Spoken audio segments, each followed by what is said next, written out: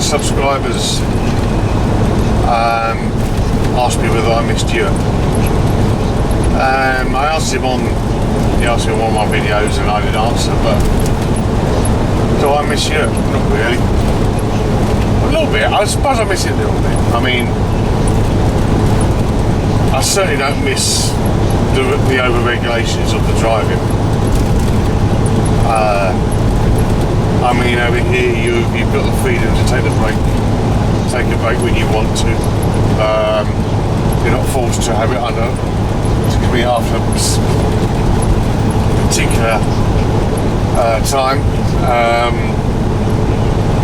So you do have a bit more freedom in that regard.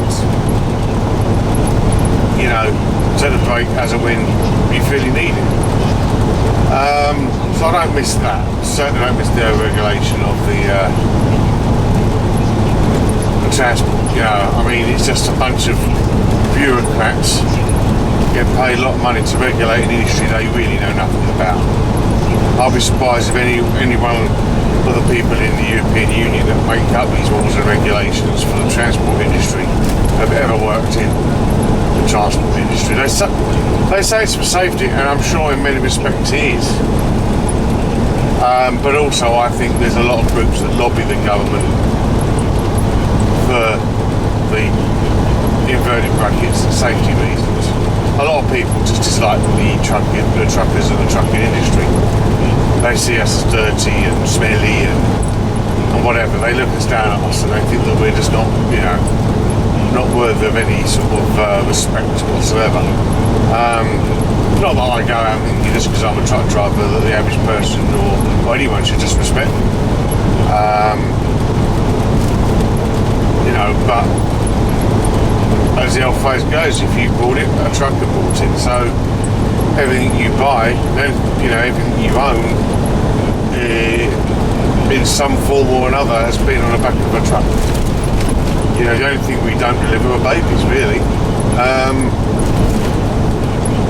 But no, I mean, over here you've got more freedom towards when you want to take a break, and I do prefer that. Yes, there's rules and regulations over here, and there has to be some regulations. I mean, otherwise, you know, a lot of these companies, no matter where you are in the world, will try and get you to drive 28 hours a day, 9 days a week. You know, they do that, and you need a governing body, whether the DOT over here, the Department of Transport, or BOSA in the UK or whatever. There has to be someone there to enforce the regulations, because what's the point of having regulations if you're not going to have anyone there to enforce them? But in Europe it's just so over-regulated. I mean, as someone pointed out, and I could well believe it, there's more regulations for a truck driver than there is for an airline pilot. How true that is, I don't know. Never actually spoken to many airline pilots, but that I've heard from a number of people, and it could be just trucker BS, I don't know, but it wouldn't surprise me. In fact, there's more regulation for us than there is for coach drivers. And coach drivers are carrying human beings, and a coach driven badly is just as dangerous as a truck driving being handled badly. So no, I definitely don't miss the regulations from the European Union. I don't miss any of the regulations from the European Union. The European Union does not speak for anyone. It's literally speaking. It's supposed to represent. I mean, not that anyone's actually voted for half of them. You know, it's just a big power-grabbing leviathan. That's all it really is. It's about their little power grab, their money, their little quest for glory. I mean, a prime example. I mean, when you can't go out to the local hardware store or supermarket and choose which light bulb you want to buy, you have to ask, what is the purpose of the European Union? I mean, they say it's for environmental reasons. But that's the reasons they like to give us. I would turn around and say that certain companies like GE and other light bulb manufacturers lobby the European government to get their product out there, and using the power of government, not the free markets, the power of government to push their product. There's a way to just guarantee it. I mean, if they, that's what it's about. It's using government to get their way and to increase their profits. Which, I mean, I don't have any problem with companies making a profit. I mean, heck, the reason you start a business is to make money, and the reason the business stay in business is because of making a profit. But the profit should be made under free market rules, i.e. us, the consumer, decides how much profit they make, especially the consumer-driven industry. But yeah, I mean, so we've got these newfangled light bulbs, which probably are better than the old-fashioned ones. But it's still down to us. We should have that choice of which light bulb we buy. And I'm sure that when people realise that these new light bulbs do save more energy, do last longer, do work out in the long run cheaper to buy, will choose that for themselves. Why should we need some bureaucrat whose job is not to decide what we can and can't buy to a certain extent? I should say, not really, well, you can decide what we can and can't buy because there are products that are legal that are dangerous, but what should really be, I suppose, make the decisions for us. Stop treating us like little kids. Because when government does that, when government says, oh, we got to make the decision for you, because what that really means, we think you're too damn bloody stupid to make the decision for yourself. Well, I'm sorry, I'm big enough, old enough, and enough to make my own decisions in life, and I will stand by my decisions in life. I don't need some unelected, or even some elected bureaucrat telling me what I can and can't think.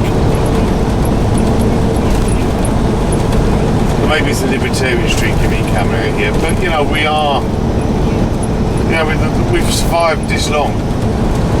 Many years we survived without huge government bearing down on us. We are capable of making our own decisions.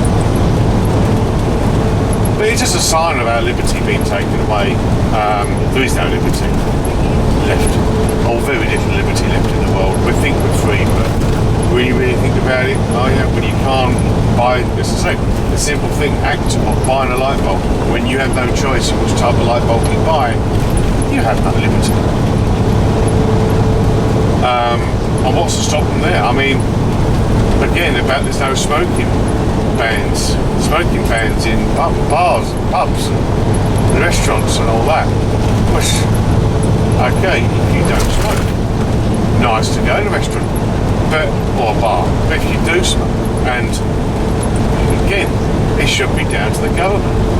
It should be down to the individual bar, whether it be the individual chains, like the big chains like Wetherspoons and what have you, or the individual landlord. It should be down to them to make the decision whether they allow people to smoke in their establishment or not.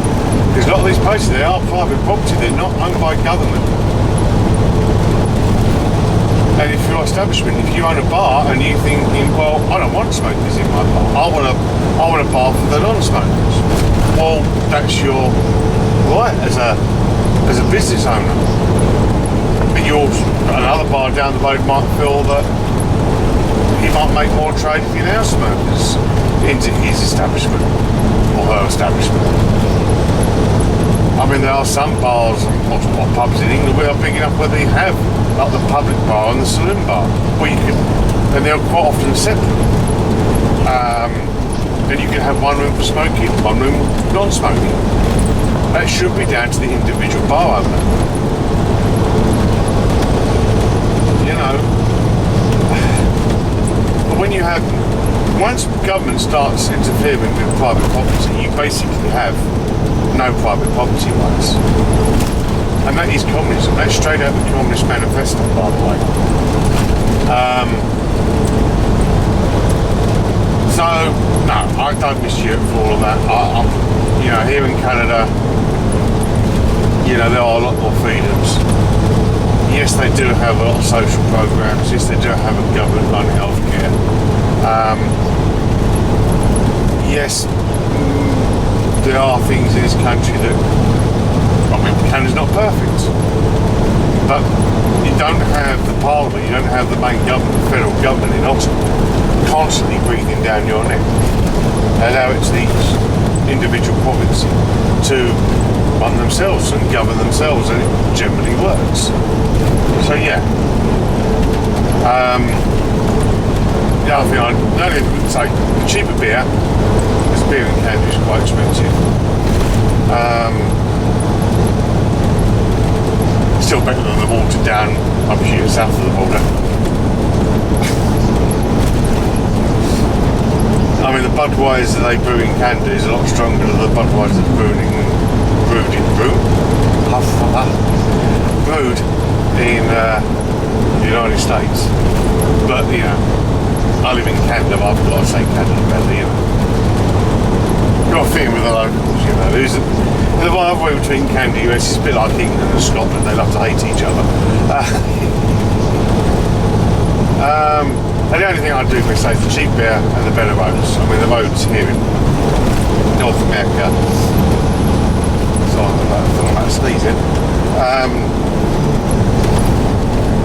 are a lot better. But no, I mean, say I miss my family, you know, my mum, my sister, my nephew, and all that, my nan, and my nan, my niece. So I've got a niece. She's just about 6 months old now.